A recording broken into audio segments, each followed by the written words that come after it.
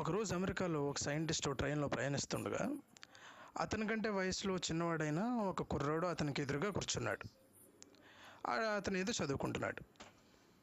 అప్పుడు ఆ సైంటిస్ట్ ఏం చేస్తున్నావు అన్నాడు. ఏం చేస్తున్నావు, వాట్ యూ డూయింగ్ అన్నాడు. అది నేను ఏదో చదువుకుంటానంటే, అది కాదు ఏం చేస్తున్నావు అంటే, నేను సైంటిస్ట్ అన్నాడు. ఆహా, ఏం చదువుతున్నావు నువ్వు అని అడిగాడు. బైబిల్ అని చెప్పాడు అతను. ఏమయ్యా, బుద్ధుందా నీకు? ఇది ఎలాంటి కాలం, ఎలాంటి సైంటిఫిక్ యుగం, ఎంతో ముందుకెళ్తున్నామని మీ సైంటిస్టులే చెప్తుంటారు. ఇంకా నువ్వు మతం, దేవుడు, బైబిల్, క్రీస్తు అని ఏంటయ్య ఇదంతా? ఒక సైంటిస్ట్ అయిన నువ్వే ఇలా మాట్లాడుతుంటే ఇంకా దేశానికి, జనాలకి ఎలా ఉంటుందయ్యా అని అన్నాడు. ఇప్పటికైనా బుద్ధి తెచ్చుకుని ఈ బైబిల్ ఇవన్నీ చదవడం మానేసి విసిరిపారేవయ్యా, ఈ దేవుడు ఇదంతా ఏంటి అని అన్నాడు. సరే అన్నాడు ఈ కుర్రుడు.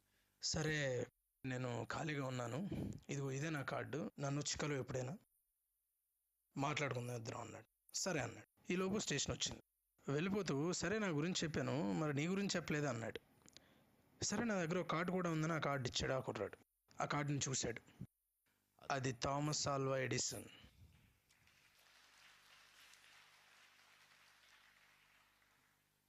అప్పుడు ఆ సైంటిస్ట్ కాస్త, సార్ క్షమించండి సార్, మీరే నాకు అపాయింట్మెంట్ ఇవ్వాలి సార్, నేను మిమ్మల్ని కలవాలి అని అన్నాడు. సరే అయితే ఫలానా ఈ టైంకి వచ్చి కలవండి అని చెప్పాడు. ఆ టైంకి థామస్ ఆల్వా ఎడిసన్ గారి ల్యాబ్కి ఈ సైంటిస్ట్ వెళ్ళాడు. ఆ ల్యాబ్కి వచ్చి రాగానే అక్కడ ఒక మెకానికల్ ప్రాజెక్ట్ లాగా ఒక మంచి సోలార్ సిస్టమ్ మోడల్ అక్కడ థామస్ ఆల్వా ఎడిసన్ గారి ల్యాబ్లో ఉంది.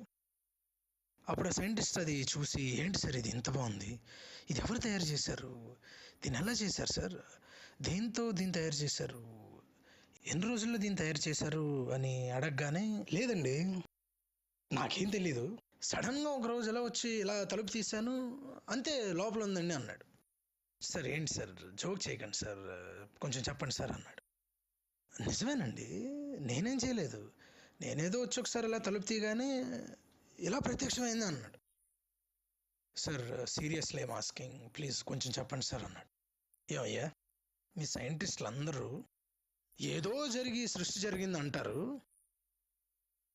ఏదో జరగాల భూమి సృష్టి జరిగింది అంటే ఇది అలా జరగకూడదా అని అన్నాడు.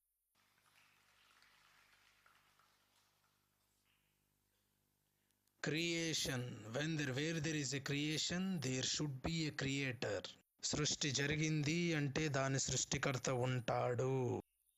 Without a creator there is no creation. So దేవుడు ఉన్నాడు. అంతే, ఆ సైంటిస్ట్ సైలెంట్ అయిపోయాడు.